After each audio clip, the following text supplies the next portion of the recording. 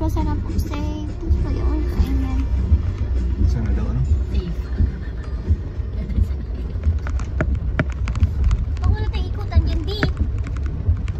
Ha?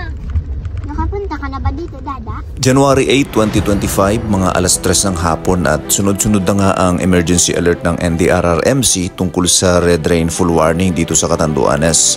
At simula pa nga kagabi ay hindi na tumitigil ang malalakas na ulan dito sa isla. Super bad weather talaga ngayon at sobrang nakakaburyo sa loob ng bahay at kaysa naman mga lukip-kip na lang, naisipan namin mag-samgyup sa ilalim ng tent canopy yung nasa gilid ng banang pickup truck tapos nasa tabing ilog. Ibang klase rin ng trip no? Anyway, yun na nga, dito nga kami napadpad sa riverbank ng Paho River. Tamang-tama naman ang ganda ng off-road trail sa 4x4 papasok dito at napakaganda talaga ng lugar.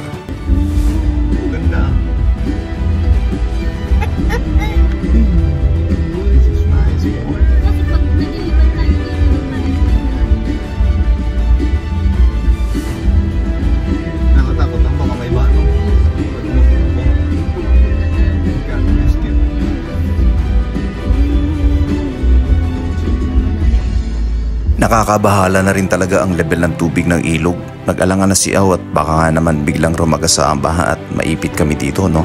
Mga ilang oras na lang pa naman ay gabi na. Mahirap na. Siyempre safety first ng pamilya muna kaya bumalik na lang kami. Anyway, on the way back ay naispatan namin itong ginagawang I don't know kung ito ba ay resort or private rest house lang. Pero napakaganda ng location ito guys, riverside ano. Yun nga lang nakakatakot ito pag bumabaha.